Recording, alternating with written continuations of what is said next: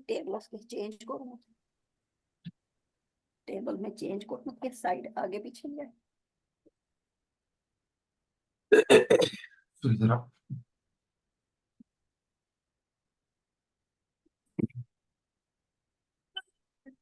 अश्वसमारम्भां शङ्कराचार्यमध्यमामस्मदाचार्यपर्यन्तां वन्दे गुरुपरम्परां श्रुतिस्मृतिपुराणानामालयं करुणालयं नमामि भगवत्पादं शङ्करं लोकशङ्करं शङ्करं शङ्कराचार्यं केशवं बादरायणं सूत्रभाष्यकृतौ वन्दे भगवन्तौ पुनः पुनः। ईश्वरो गुरुरात्मेति मूर्तिभेदविभागिने व्योमवद्व्याप्तदेहाय दक्षिणामूर्तये नमः। श्री चिद्घन गणेशाय नमो। मह्यं सुखं नित्यं सुप्रकाशं व्यापकं नामरूपधिष्ठानं बुद्ध्यो बुद्धिं बुद्धिर् अपारं सर्ववेदान्त वेद्यं प्रत्यक् परं महतदेवानि शितामतिः।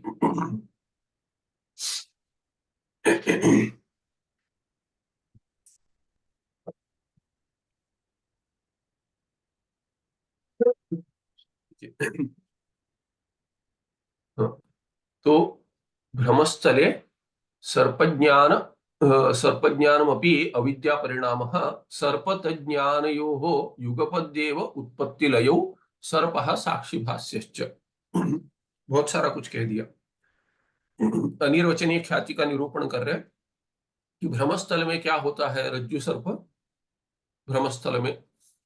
तो सर्पज्ञान जो है वो भी अविद्या का परिणाम है। पहले क्या बताया था कि विषय जो है सर्प जिसकी प्रतीति हो रही है विषय, वो विषय क्या है, अविद्या का परिणाम है। क्योंकि पहले कहा था कि जो अविद्या है अविद्या का परिणाम हो जाता है करके कहा था। कार्यभूत सर्प, अविद्या कार्यभूत सर्प, अविद्या का कार्यभूत सर्प है। तो अविद्या में विक्षेप हो रहा है सर्प के रूप में, अधिष्ठान अविद्या का विक्षेप सर्प रूप में हो रहा है रज्जु के। रज्जु अवच्छिन्न जो चैतन्य है, क्या कहा था, अधिष्ठान भूत रज्जुवच्छिन्न चैतन्य निष्ठ अविद्यायाः कश्चन विक्षेपो जायते, वही विक्षेप सर्प है। तो अविद्या का कार्य है करके बता, अविद्या का अनिर्वचनीय परिणाम हो जाता है। तो विषय क्या है, विषय भी अविद्या का परिणाम है सर्प भ्रमस्थल में। और अभी कह रहे ज्ञान जो है सर्प का, सर्प ज्ञानम अपनी अविद्या परिणाम है, वो भी अविद्या का परिणाम है, जिसको हम ज्ञानाध्यास कहेंगे। जो पिछले पार्ट में देखा था, विषय का सर्प का परिवर्तन हो जाना, सर्प के रूप में अविद्या का परिणाम हो जाना, परिवर्तन हो जाना, उसको क्या कहेंगे, विषय अर्थाध्यास, विषयाध्यास या अर्थाध्यास। और अभी कह रहे कि सर्प का जो ज्ञान उत्पन्न हो रहा है वृत्ति में, उसको क्या कहेंगे, वृत्त्यात्मक, उसको भी अविद्या का परिणाम कहेंगे। सर्प तज्ञान हो, और सर्प क्या है, विषय है, अर्थ, और तज्ञान माने सर्प का ज्ञान, दोनों का क्या है, सर्प तज्ञानयो हो युगपदेव उत्पत्ति लयु, दोनों एक साथ उत्पन्न होते हैं। सर्प विषय बाहर भी अनिर्वचनीय तया उत्पन्न होता है, और उसका ज्ञान भी एक साथ अविद्या परिणाम एक साथ उत्पन्न होता है, युगपद, और लय भी एक साथ हो जाता है। सर्प और सर्प का ज्ञान दोनों एक साथ चला जाएगा जब भी रज्जु का ज्ञान उत्पन्न होगा। सर्प साक्षी भाष्य, और सर्प क्या है, साक्षी भाष्य। साक्षी माने जो जिसके लिए अंतःकरण उपाधि है, विशेषण नहीं है। अंतःकरण के साथ जुड़ने गया है जो आत्मा, उसको क्या कहेंगे, साक्षी कहेंगे, उसके लिए उपाधि मात्र है। यथा सर्पादि ही अविद्या परिणाम तथा तादृश सर्पादि ज्ञान रूप वृत्तिरपि अविद्या परिणाम है। तो सर्पादि जो ब्रह्मस्थल में विषय दिख रहे हैं, सर्प, भूछिद्र, माला इत्यादि, वो सब क्या अविद्या के परिणाम है। वैसे ही तादृश सर्पादि ज्ञान, वैसा जो सर्प दिख रहा है ब्रह्मस्थल में, कोई भी सर्प नहीं, जो भ्रमस्थल में रज्जु के जगह सर्प दंड इत्यादि दिख रहा है वो सब क्या है, उसका ज्ञान भी तादृश सर्पादि ज्ञान रूप वृत्ति ही अपि अविद्या परिणाम है।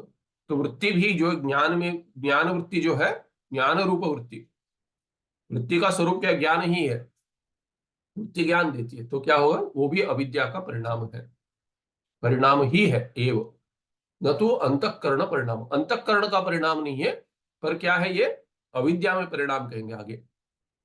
अतएव अधिष्ठान रज्ज्वादि साक्षात्कारेण आरोपित सर्पादि इव आरोपित सर्पादि ज्ञानम अपि बाध्यते। इसलिए क्या हो जाता है कि जब भी अधिष्ठान रज्जु, सर्प का अधिष्ठान जो रज्जु है, उस रज्जु के साक्षात्कार, वस्तुतः अधिष्ठान तो चैतन्य है किंतु रज्जु अवच्छिन्न चैतन्य है, इसीलिए जब भी व्यावहारिक सत्ता में रज्जु का ज्ञान हो जाएगा, जिसकी जगह सर्प का अनुभव हो रहा है, तो क्या हो जाएगा, अधिष्ठान रज्ज्वादि साक्षात्कारेण, उसके साक्षात्कार से आरोपित सर्पादि, जो आरोपित सर्प दंड इत्यादि है, इव जैसे चला जाता है, वैसे ही आरोपित सर्पादि ज्ञानम अपि बाध्यते। जैसे सर्प के सर्प का बाध हो जाता है रज्जु के ज्ञान से, वैसे ही रज्जु के दर्शन से, वैसे ही क्या हो जाएगा, सर्पादि ज्ञानम अपि बाध्यते, सर्प का ज्ञान का, सर्प के ज्ञान का भी बाध हो जाएगा। तस्य अंतःकरण परिणामत्वेतु न बाधो युज्यते। देखिए, अगर अंतःकरण का, तस्य अंतःकरण परिणामत्वेतु न बाधो युज्यते, अगर अविद्या चली गई तो अंतःकरण का परिणाम जो है, अगर अंतःकरण का परिणाम होता तो उसका बाध नहीं होगा।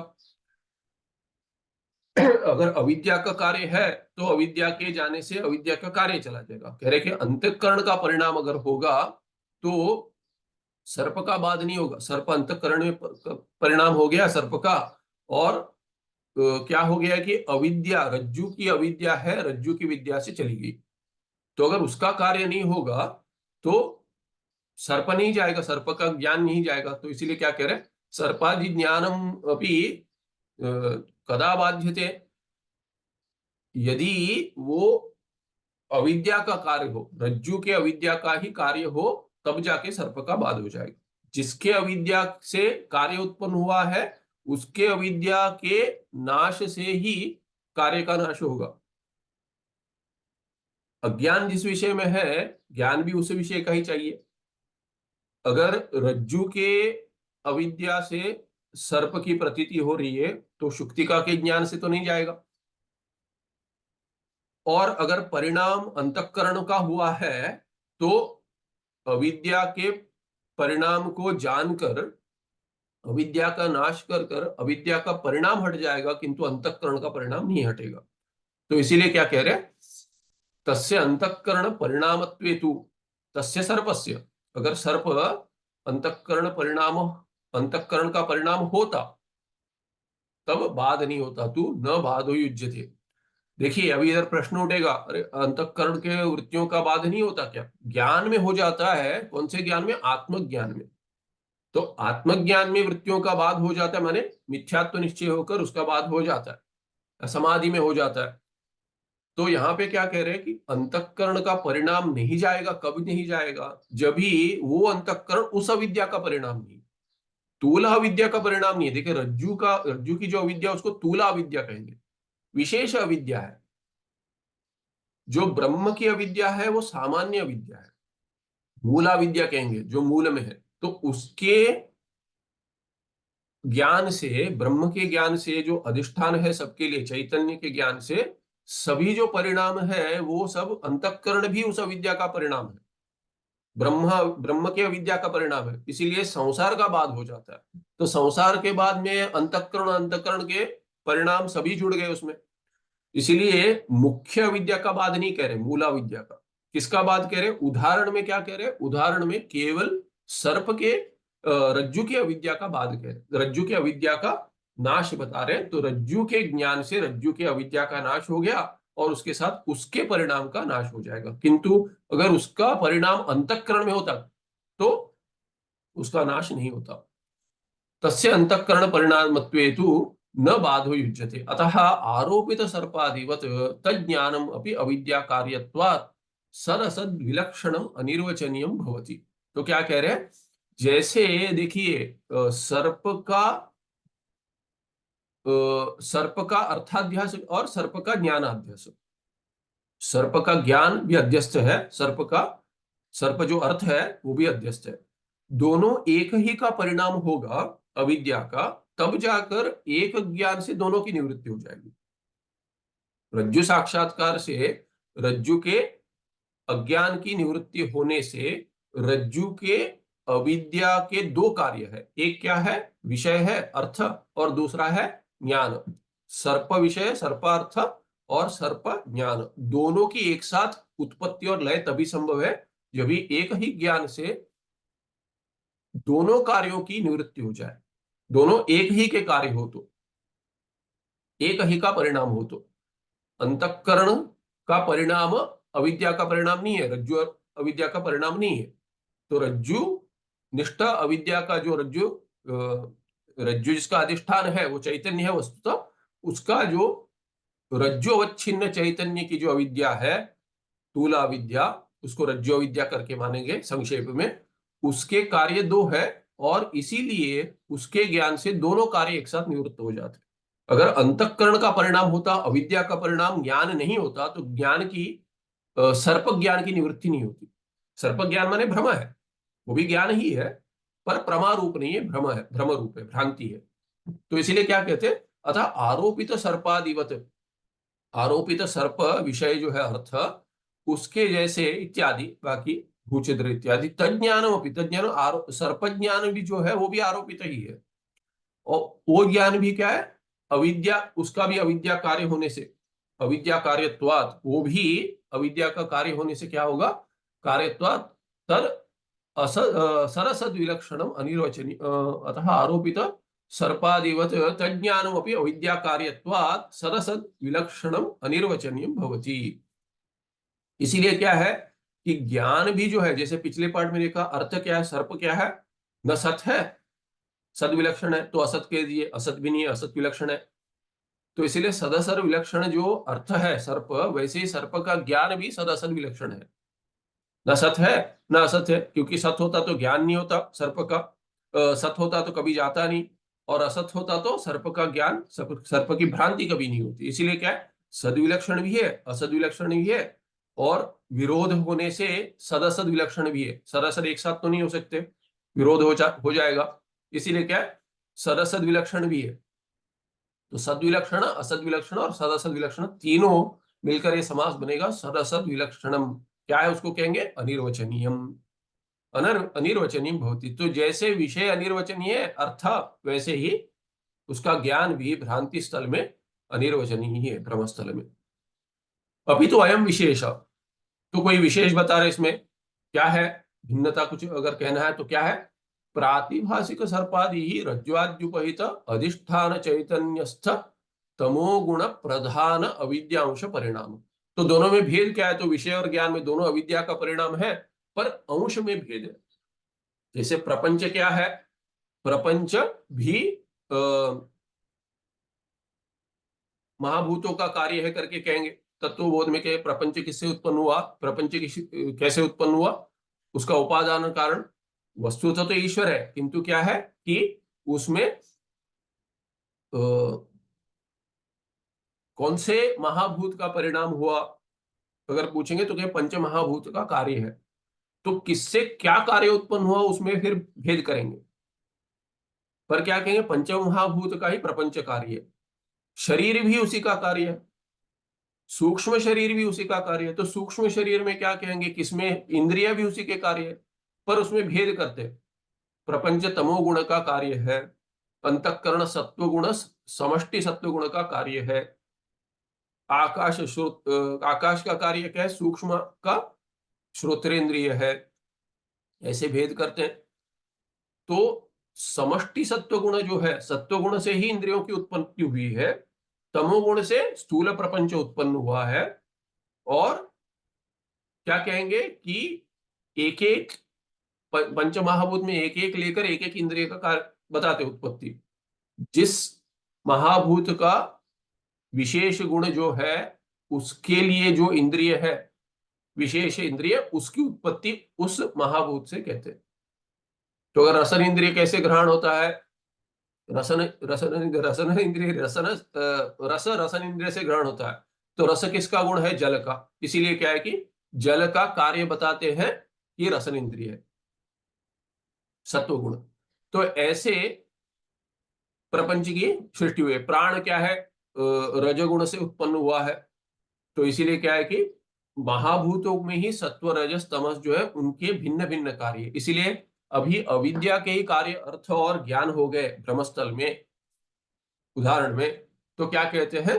तो उसमें विशेष क्या है? अभी तो अयम विशेष, दोनों में फिर भी भेद है कि ज्ञान, सर्प का ज्ञान कैसे उत्पन्न हुआ और सर्प अर्थ कैसे उत्पन्न हुआ, उसमें भेद बताते हैं। अविद्या के, दोनों अविद्या के ही परिणाम है, पर भेद क्या है? विशेष जो है भेद उनमें। प्रातिभाषिक सर्प जो है, प्रातिभाषिक सर्प आदि जो है, रज्ज्वाद्युपहित अधिष्ठान चैतन्यस्थ तमोगुण प्रधान अविद्यांश परिणाम। तो परिणाम है, किसका परिणाम है? अविद्यांश का परिणाम, अविद्या का ही परिणाम, पर कौन से अंश का? तो कहते हैं प्रधान क्या है उसमें? सभी गुण मिलकर ही रहते हैं, भिन्नता नहीं होती उनमें।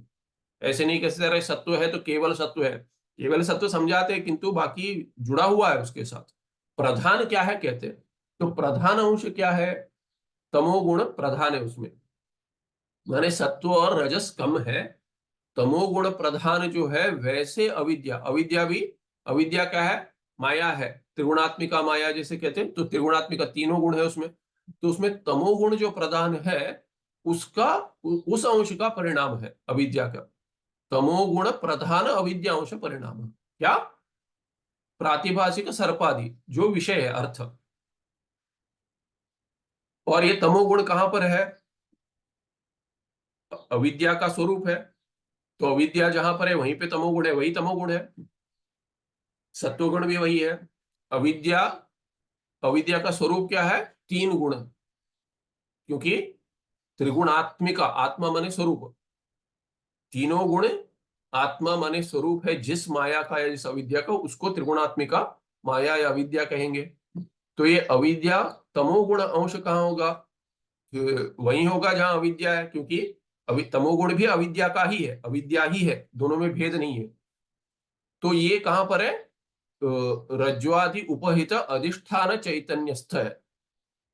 अविद्या भी वही है, वहीं वहीं पर है। इसीलिए तमोगुण भी उसी में देखेंगे। तमोगुण प्रधान अविद्या जो है वो कहां पर है? वो रज्ज्वादि उपहित अधिष्ठान चैतन्यस्थ है।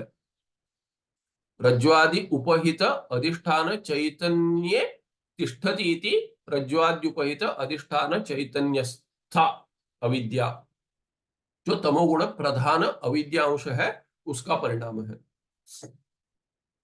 रज्ज्वादि इत्यादि तो बहुरी हो गया।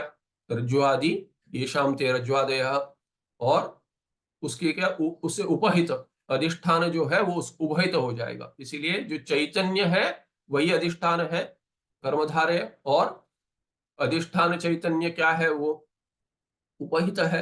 किससे उपहित है? रज्ज्वादि। तो तृतीया हो जाएगा यहाँ पे, तृतीया तत्पुरुष। रज्ज्वादिभिः उपहितम यत् अधिष्ठान चैतन्यम, यद अधिष्ठानम तच्चैतन्यम तस्मिन् तिष्ठति इति उपपद तत्पुरुष हो जाएगा।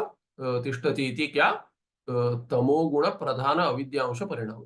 तो तमो, तमः गुणः, तमस तो गुणः तो पुल्लिंग हो जाएगा। तो तमस जो है, तमः गुण, या तो तमोगुण करके वो तो कर्मधारी है, तो तमोगुणः प्रधानम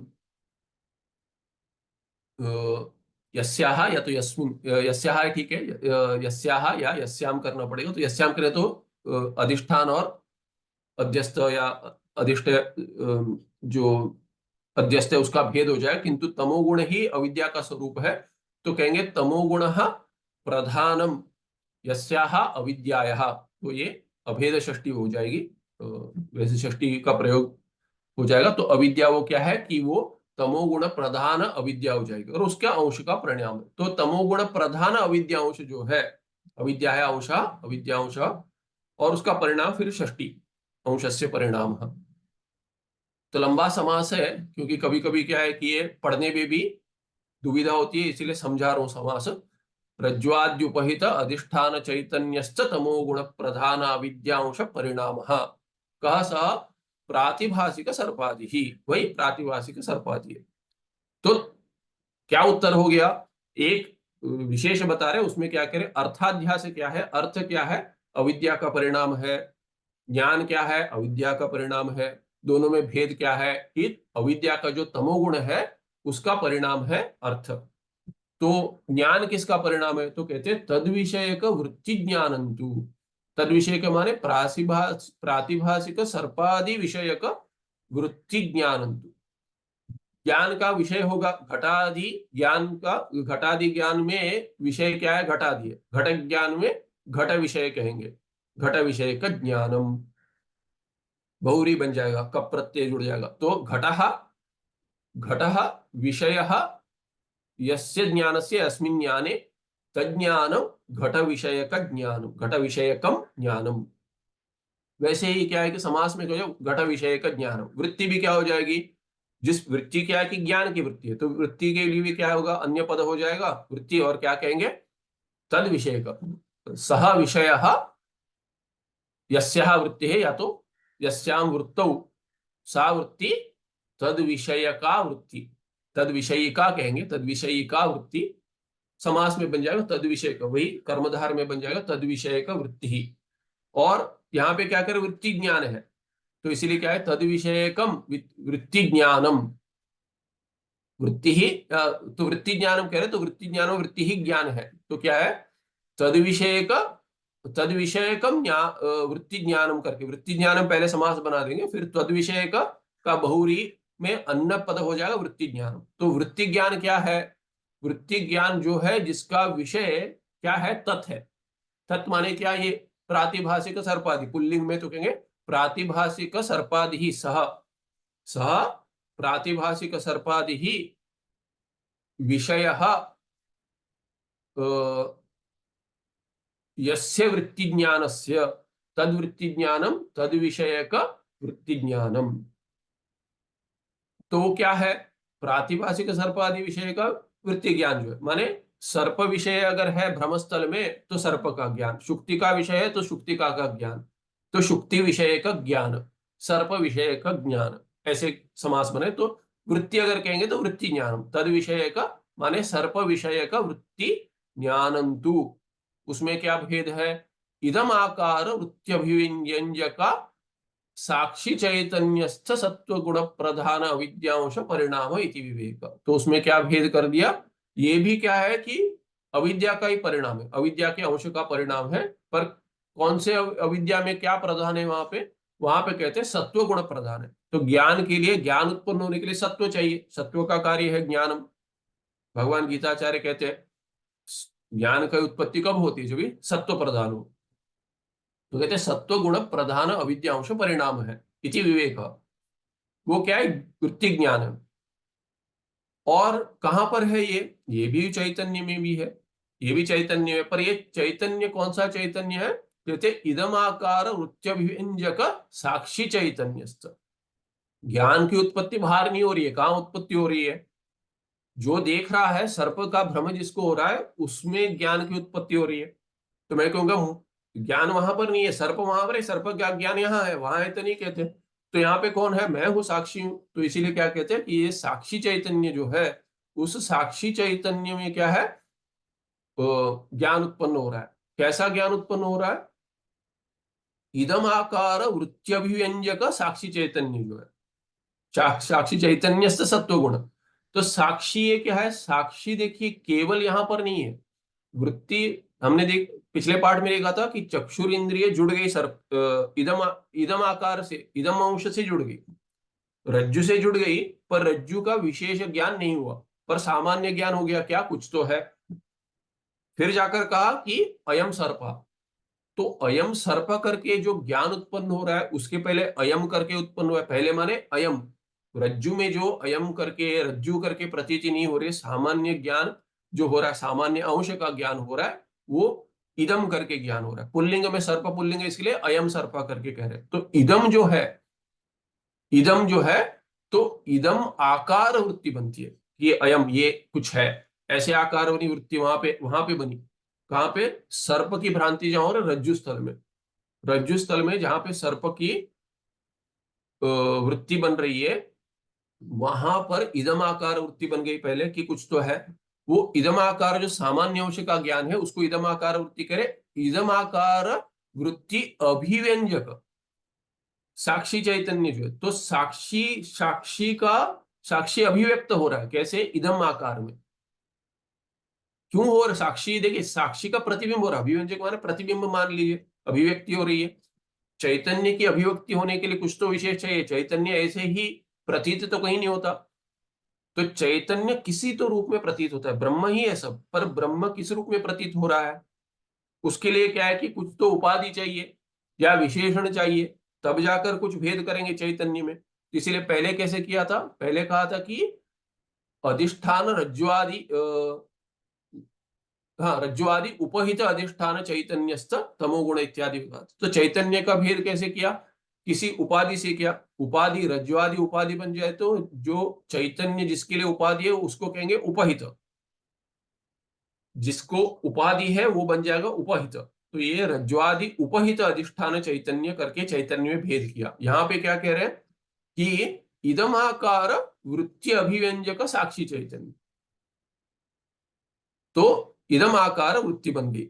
तो इदम आकार वृत्ति अभिव्यंजक साक्षी चैतन्यस्त, उस साक्षी चैतन्य वो जो है वहां पे साक्षी प्रति, क्योंकि देखिए साक्षी केवल यहां नहीं बैठा है, चैतन्य कहां पर है? वहां पर भी, यहां पर भी है, एक ही चैतन्य है, दोनों में भेद कर रहे हैं। तो क्या कह रहे हैं? साक्षी चैतन्य से प्रकाशित हो रहा है, हो रही है वृत्ति, प्रकाशित हो रही है। कौन सी वृत्ति प्रकाशित हो रही है? कह रहे हैं देखिए, इदम आकार वृत्त्यभिव्यंजक साक्षी चैतन्यस्त सत्वगुण प्रधान अविद्यांश परिणाम इति विवेक। ज्ञान तो मुझे उत्पन्न हुआ, वहां उत्पन्न नहीं हुआ, इसीलिए क्या कि साक्षी चैतन्य जो है उसकी अभिव्यक्ति कैसी हुई? इदम आकार कुछ है, और उस आकार में परिणाम होकर अविद्या का ही, जो चैतन्यस्त सत्वगुण प्रधान अविद्या है, सत्वगुण प्रधान, तो सत्वगुण जो है प्रधान वहां पे, वैसे अविद्या का अंश परिणाम ले लेता है ज्ञान में।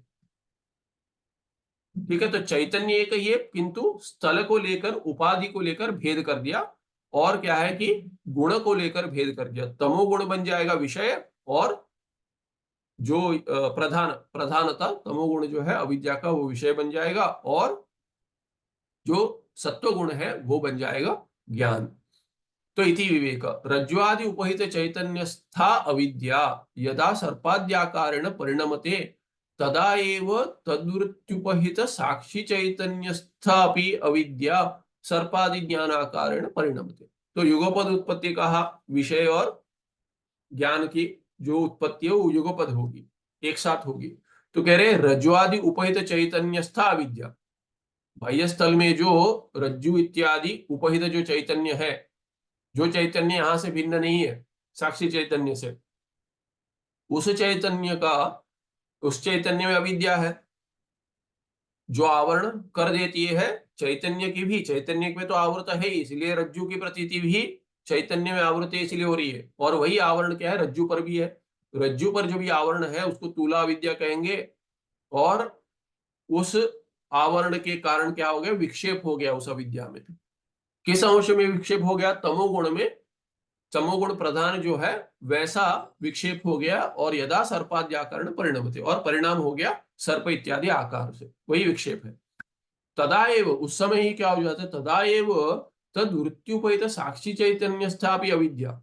और देखिए, ये जिसको प्रतीति हो रही है वही चैतन्य वहां सत्ता भी प्रदान कर रहा है, वही ब्रह्म चैतन्य जो है वही सत्ता प्रदान कर रहा है, वही भान भी प्रदान कर रहा है। इसीलिए जो देख रहे उसकी दृष्टि से, ये जो देख रहा है उसकी दृष्टि से क्या, जब ही सर्पादि आकार में परिणाम हो गया तभी क्या हो गया? विषय भी परिणाम हो गया, विषय, और इस जो देख रहा है उसमें अविद्या, जो उसमें जो अविद्या है, साक्षी चैतन्य निष्ठ जो अविद्या है उसमें भी परिणाम हो जाए, बट किस अंश में?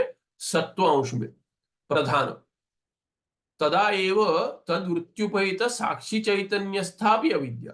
तो तद्वृत्ति माने ये सर्पादि आकार जो वृत्ति बन रही है, तद्वृत्त्यु उपहित साक्षी चैतन्य।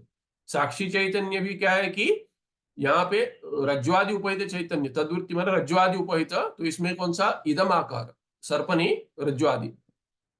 तो तद्वृत्त्युपहित साक्षी चैतन्य स्थापि विद्या, तो इदम आकार जो वृत्ति है उससे वो उपाधि बनती है साक्षी चैतन्य के लिए, और साक्षी चैतन्य स्थापि अविद्या सर्पादि ज्ञानाकारण परिणमते, तभी उसका सत्व प्रधान जो अंश है वो ज्ञान में, सर्प ज्ञान में परिणाम कर लेता है। येन कारणेन रज्ज्वाद्युपहित चैतन्यस्था विद्यायाम शोभो जायते, तेनैव कारणेन साक्षी चैतन्यस्था विद्यायामपि शोभो जायते। तो कारण दोनों के लिए एक ही है।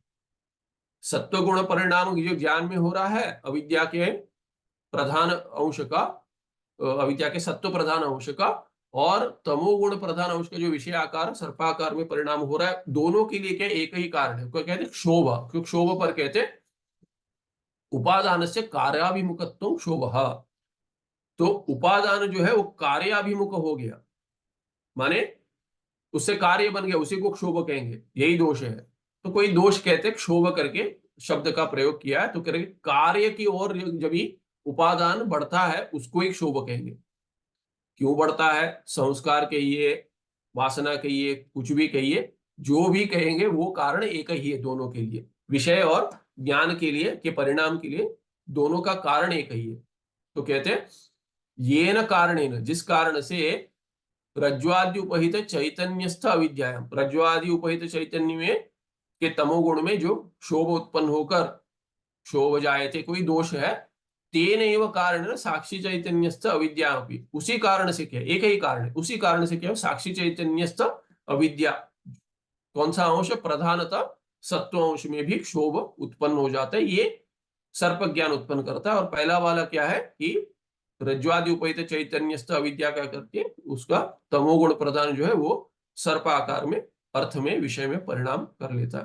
तस्मात् भ्रमस्थले सर्पादि विषयाः तज्ज्ञानानि च युगपदेव उत्पद्यन्ते, रज्ज्वादि अधिष्ठान साक्षात्कारेण युगपदेव प्रलीयन्ते च। तो दोनों का दोनों के उत्पत्ति और लय का क्या कहते हैं कि दोनों विषय और ज्ञान दोनों की उत्पत्ति एक साथ होती है, और विषय और ज्ञान का लय भी एक साथ होता है, प्रलय भी एक साथ होता है।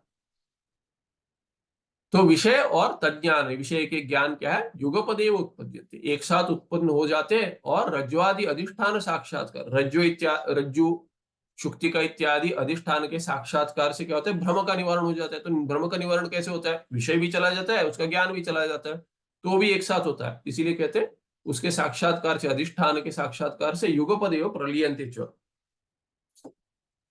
तो क्या है कि विषय और उसका ज्ञान, दोनों विषय का ज्ञान सर्प और सर्प का ज्ञान एक साथ चला जाता है। इत्थंच भ्रमस्थले बाह्य चैतन्यस्थ अविद्यांशः सर्पादि विषय उपादान कारणं भवति, अंतः साक्षी चैतन्यस्थ अविद्यांशः सर्पादि विषय का ज्ञान रूप वृत्त्युपादान कारणं भवति। तो अभी क्या, तो और सहजता बताते कि पहला अगर समझ में नहीं आया तो ये तो समझ में आना चाहिए, साधारणतः कह देते क्या, इत्थम जैसे इस प्रकार से बताया, तब क्या होता है ब्रह्मस्थल में क्या हो जाए, ब्रह्मस्थल विषय बाह्य, उस ब्रह्मस्थल में क्या होता है बाह्य चैतन्यस्थ अविद्या, चैतन्य तो एक ही है किंतु शरीर के उपाधि से क्या कहेंगे, बाह्य और अंतः करके भेद करेंगे। तो बाह्य चैतन्यस्थ, बाह्य चैतन्य में को बाह्य चैतन्य तिष्ठति इति बाह्य चैतन्यस्थ क्या है वो अविद्या, उसका अंश जो है, उसका अंश सर्पादि विषय उपादान कारण भवति, वो क्या हो जाता है, तमोगुण जो है वो सर्प आदि विषय का उपादान कारण बन जाता है, क्योंकि जिसका परिणाम होता है उसको ही उपादान कारण कहेंगे।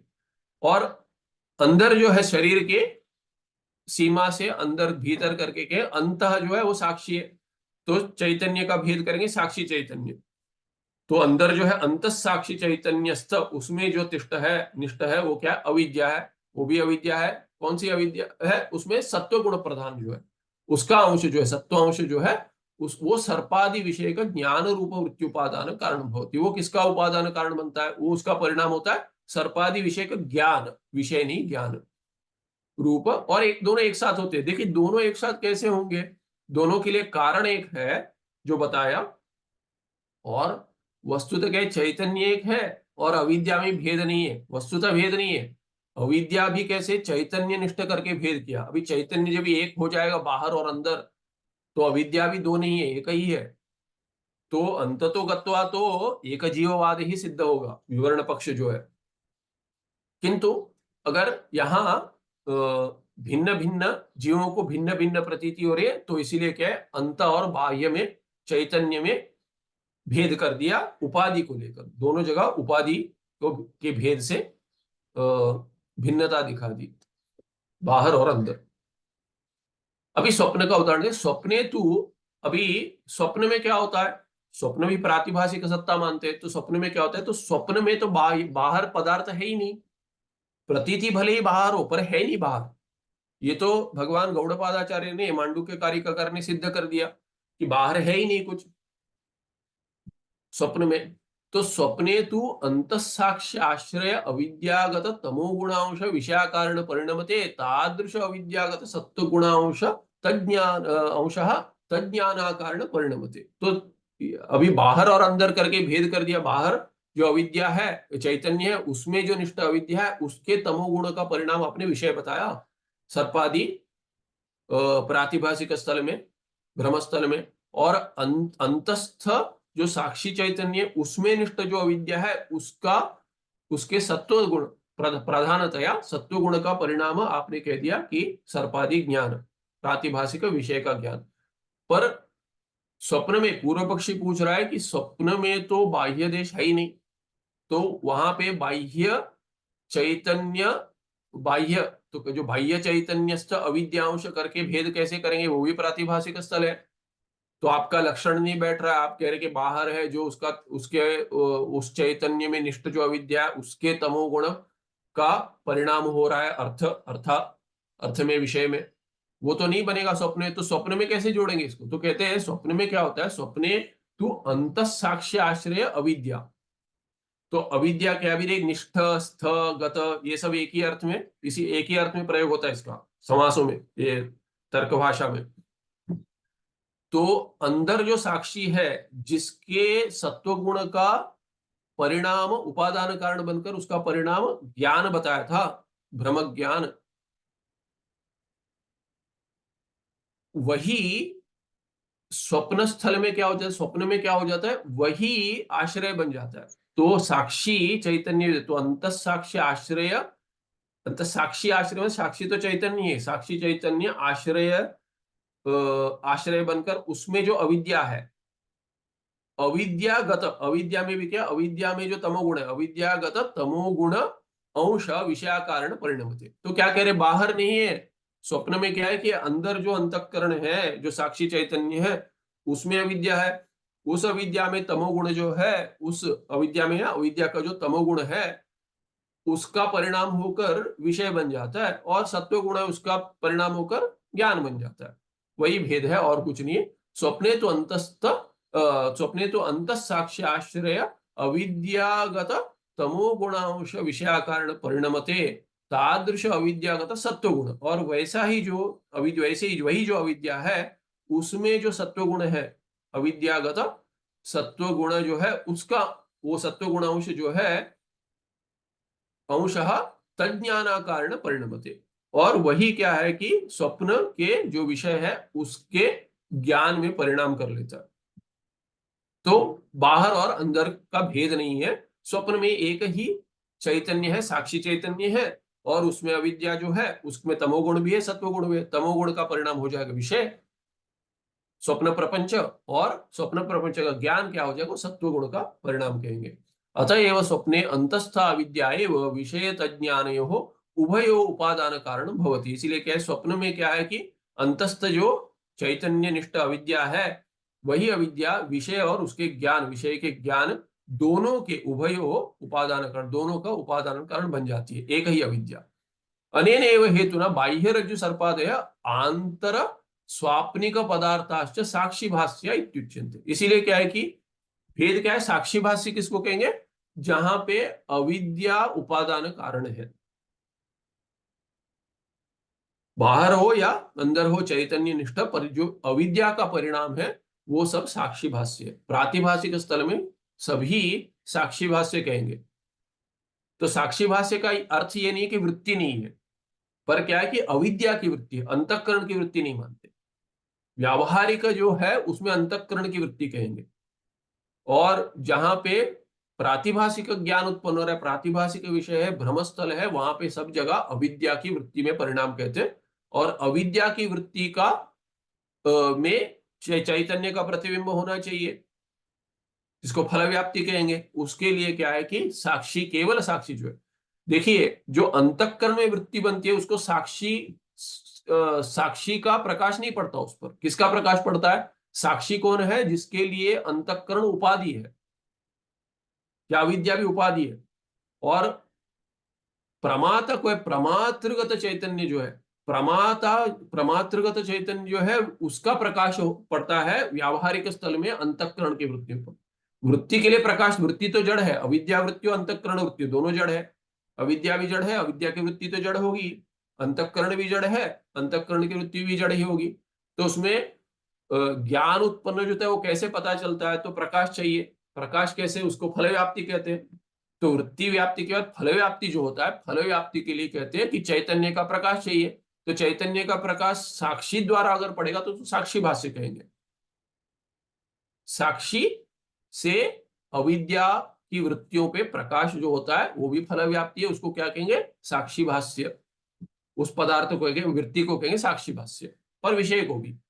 और अंतःकरण के साथ जो अंतःकरण जब भी उपाधि नहीं किंतु क्या बन जाता है, अविद्या और अंतःकरण दोनों जब भी विशेषण बन जाता है, तभी भेद करेंगे, विशेषण से भेद करेंगे कि ये एक प्रमाता, ये दूसरा प्रमाता, ये ज्ञाता, ये श्रोता इत्यादि। तो वैसे जो भेद करते हैं तभी वो परमात्रगत चैतन्य जो है, एक ही चैतन्य, पर क्या है कि विशेषण होकर बन गया, इसीलिए क्या है कि उससे अंतःकरण की वृत्ति पर प्रकाश पड़ता है, जिसको भी फल व्याप्ति कहेंगे। और वो क्या है कि व्यावहारिक स्थल में उसका प्रयोग करते हैं। तो जहां जहां अंतःकरण की वृत्ति नहीं है, इसका अर्थ ये नहीं कि वृत्ति नहीं है, वृत्ति के बिना ज्ञान उत्पन्न हो ही नहीं सकता। इसीलिए क्या कहते हैं कि जो ब्रह्म ज्ञान भी है वो वृत्ति से ही होगा। तो वो कहते हैं कि अरे मन का नाश करिए, समाधि में हो जाएगा। समाधि में कुछ नहीं होगा, समाधि में ज्ञान उत्पन्न नहीं होगा। इसीलिए क्या कि पूज्य स्वामी जी कहते समाधि जड़ है, समाधि जड़ है, समाधि जड़ है, सब ज्ञान भी जड़ है वस्तुतः। स्वरूप से ज्ञान तो चैतन्य है, किंतु ज्ञान वृत्ति जड़ जो है उसके द्वारा ही होगा, बिना उसके नहीं होगा। क्योंकि हमने देखा कि चैतन्य का तो अज्ञान के साथ विरोध है ही नहीं। चैतन्य के अज्ञान के साथ अगर विरोध होता तो सृष्टि ही नहीं होती, कोई संसार ही नहीं होता। तो चैतन्य का वृत्ति के साथ विरोध है ही नहीं, माने अविद्या के साथ विरोध है ही नहीं। तो किस ज्ञान का विरोध है, चैतन्य रूप ज्ञान का किसी के साथ विरोध नहीं है। तो वृत्त्यात्मक जो ज्ञान है, वैसे चैतन्यात्म नहीं, वृत्त्यात्मक जो ज्ञान है, जो चैतन्य का अभिव्यक्त स्वरूप है, उसका उस अज्ञान से विरोध है जिस जिस अज्ञान, जिस विषय में अज्ञान था उस विषय में जो ज्ञान उत्पन्न होता है, उस ज्ञान का, वृत्त्यात्मक ज्ञान का उस अविद्या के साथ विरोध है, उस विषय का अविद्या से विरोध है, अज्ञान से विरोध है। तो इसीलिए क्या है कि सर्पाकार जो अविद्या, सर्पाकार जो वृत्ति बन रही है वो क्यों बन रही है, क्योंकि रज्जु का ज्ञान नहीं है। तो रज्जु आकार ज्ञान से, रज्जु आकार वृत्ति से रज्जु का ज्ञान उत्पन्न होगा और उससे रज्जु के अज्ञान का नाश हो जाएगा, तब जाकर सर्पादि वृत्ति चली जाएगी, सर्प भी चला जाएगा, सर्प वृत्ति भी चली जाएगी। वैसे ही ब्रह्म का अज्ञान से प्रपंच का विक्षेप हो रहा है, संसार का विक्षेप हो रहा है, मैं संसारी, ऐसा विक्षेप हो रहा है, तो किससे निवारण होगा, चैतन्य से तो निवारण नहीं होगा, चैतन्य तो कभी भी था। तो इसीलिए हमको मानना चाहिए कि अगर संसार भाव है, संसारी भाव है, तो इसके लिए है क्योंकि चैतन्य का ब्रह्म अज्ञान के साथ कोई विरोध नहीं है। अगर होता तो ब्रह्म में अविद्या ही नहीं होती, चैतन्य तो स्वरूप है ब्रह्म का, उसमें अविद्या ही नहीं होती अगर विरोध होता तो। और ऐसे कह नहीं सकते कि अविद्या ब्रह्म चैतन्य से जब ही अधिक है तब जाकर संसार बन गया, अविद्या रह गई। ऐसा कह नहीं सकते, ब्रह्म तो उससे, ब्रह्म को का चैतन्य न बढ़ सकता है न घट सकता है। तो वैसे स्वरूप ज्ञान का तो बढ़ना और घटना नहीं हो सकता। तो अभी ये नहीं कह सकती अरे ब्रह्म ज्ञान, स्वरूप ज्ञान जो चैतन्य था वो कम था, अविद्या अधिक थी, इसीलिए संसार की उत्पत्ति हो गई। उसके बाद जब ये ज्ञान बढ़ जाएगा, स्वरूप ज्ञान बढ़ जाएगा, तब जाकर निवारण होगा, ऐसा नहीं होगा। तो स्वरूप ज्ञान जो क्या है कि नित्य नित्य है, वो अनंत है, उसका तो किसी के साथ विरोध नहीं है। इसीलिए अविद्या उसी में कहते हैं वहीं पर है, उसी को ढक देती है, आवृत कर देती है, उसके बाद संसार का, प्रपंच का विक्षेप कर देती है। तो इसीलिए जो प्रपंच का ज्ञान जो हो रहा है ये भ्रम है, इसका निवारण किससे होगा? अधिष्ठान ज्ञान से होगा। अधिष्ठान तो ब्रह्म चैतन्य है, तो ब्रह्म चैतन्य के ज्ञान से जो वृत्त्यात्मक होगा उससे ब्रह्म अज्ञान का नाश हो जाएगा। तब जाकर, और उसमें भेद कर सकते हैं, अरे ब्रह्म का अज्ञान ज्यादा था कम था, ब्रह्म में जो मेरा अज्ञान है, जो मेरा माने मैं ही ब्रह्म हूं, उसका ज्ञान जो नहीं है मुझे, वही अज्ञान है। तो वो अज्ञान जो है वो जितना है, वो अगर अधिक है तो मुझे अधिक प्रयास लगेगा, वृत्ति ब्रह्माकार वृत्ति अधिक बननी पड़ेगी, करनी पड़ेगी। अगर कम है तो कम से चल जाएगा। कभी कभी तत्वमसी महावाक्य से निवृत्ति हो जाती है प्रपंच की, अज्ञान की। तो इसीलिए क्या है, वृत्त्यात्मक ज्ञान से ही निवारण होगा, इसीलिए ब्रह्माकार वृत्ति के आवश्यक है। और ये बनेगी अंतःकरण में ही, ये अंतःकरण में बनेगी। इसीलिए जो कहते हैं कि अंतःकरण में वृत्ति का लय जो चाहते हैं, उससे क्या है कि वो अगर ज्ञान होगा तो लय करे, अगर ज्ञान नहीं है तो लय ना करे। इसीलिए जीवन मुक्ति इत्यादि में जीवन मुक्ति विवेक, जीवन मुक्ति विवेक नहीं, जीवन मुक्ति विवेक में तो नहीं कहते, पर पंचपादिक इसमें पंचदशी इत्यादि में भगवान विद्यारण्याचार्य कहते हैं कि या गौड़पादाचार्य भी कहते हैं, भगवान गौड़पादाचार्य कारिकाकार चतुर्थ अध्याय में कहते हैं कि अलात शांति प्रकरण जो है वहां पे कहते हो कि लय न करे, अगर ज्ञान नहीं आया तो लय न करे, और अगर ज्ञान आ गया है तो लय करे, उससे वासना क्षय हो जाएगा। इसलिए जीवन मुक्ति विवेक में भगवान विद्यारण्याचार्य कहते हैं कि अगर ज्ञान उत्पन्न हो गया है, ज्ञानी जो है उसके लिए जो लय रूप समाधि है, उससे क्या है, वासना का क्षय हो जाएगा, जो उसको चाहिए, जीवन मुक्ति आनंद देगा। नहीं तो क्या है कि वृत्ति बनाते रहे, ब्रह्माकार वृत्ति निधिध्यासन वैसे करे जैसे ब्रह्माकार वृत्ति बने, और उससे क्या है कि ज्ञान, वो ज्ञान क्या है कि अज्ञान का विरोध करेगा, और जब तक अज्ञान है तब तक लय रूप समाधि न करे। तो सविकल्पक समाधि या निधिध्यासन का अंतिम जो ये है वृत्ति जहां है या त्रिपुटी है, वैसे करे। तो उसको साक्षी भाष्य, तो इधर अनेन एव हेतुना बाह्य रज्जु सर्पादय आंतर स्वाप्निक पदार्थ साक्षी भाष्य इत्युच्यन्ते। तो ये सब साक्षी भाष्य ही है। तो अंतःकरण जहां विशेषण है वहां पे प्रमात्र चैतन्य से प्रकाश पड़ रहा है, और यहाँ पे जहां पे प्रातिभाषिक स्थल में क्या हो रहा है, बाह्य रज्जु सर्पा इत्यादि प्रातिभाषिको या आंतर स्वाप्निक पदार्थों, दोनों को क्या है साक्षी भाष्य का, क्योंकि अविद्या का परिणाम है। और वहां पे क्या है कि अंतःकरण उपाधि है, अंतःकरण पर अविद्या का परिणाम मानते इति उच्यन्ते। अविद्या वृत्ति द्वारा यद्यत साक्षी प्रकाशित तत्त साक्षी भाष्यम इति उच्यते। तो अविद्या की वृत्ति द्वारा जो जो साक्षी प्रकाश देता है जिस जिसको, उसको क्या कहेंगे, उसको साक्षी भाष्य कहेंगे। बाकी को क्या कहें, प्रमात्र चैतन्य भाष्य, तो उसको वहां पे अंतःकरण में वृत्ति बनती है। ठीक है, ये भेद है, क्योंकि ये प्रश्न आता है, ये बहुत बार मैंने बहुत जो अभ्यास करते हैं वो भी कहते हैं कि साक्षी भाष्य कहें तो वृत्ति नहीं होता है। तो यहाँ पे वेदांत परिभाषा में ये विषय आया है, मूल में आया है कि टीका में स्मरण नहीं आ रहा, पर आया है विषय कि जहां जहां साक्षी भाष्य है, इसका अर्थ है, क्योंकि वहां पे पूर्व पक्षी कहता है तो इंद्रिय द्वारा होता है, तो क्योंकि उसके लिए क्या है, वृत्ति तभी बनती है, ज्ञान वो मानता है कि वो केवल इंद्रिय द्वारा जो होता है उसको प्रमाण मानते हैं, इंद्रियों का व्यवहार होना चाहिए। तो सिद्धांति कहते हैं इंद्रियों के व्यवहार की आवश्यकता है नहीं, वृत्ति बननी चाहिए, और ये साक्षी भाष्य का अर्थ ये नहीं है कि वृत्ति नहीं है, वृत्ति है, अविद्या में वृत्ति है। अंतःकरण में वृत्ति नहीं है पर अविद्या में वृत्ति है। तो ऐसे भेद करते हैं। थोड़ा क्या है कि पारिभाषिक है, अधिक जब भी करेंगे तो ये प्रश्न आता है, तो भेद अगर प्रश्न होगा तो समझिए कि वृत्ति अविद्या की वृत्ति मानते हैं, नहीं तो अंतःकरण की वृत्ति मानते हैं। दोनों में भेद है। एक है सामान्य जो व्यावहारिक में, और प्रातिभाषिक स्थल में साक्षी भाष्य मानते हैं सभी को। पर वृत्ति के बिना है ऐसा नहीं है, वृत्ति के बिना ज्ञान ही नहीं होगा। तो वृत्ति को मानना ही चाहिए, बिना उसके ज्ञान की उत्पत्ति, विशेष ज्ञान उत्पन्न नहीं होगा।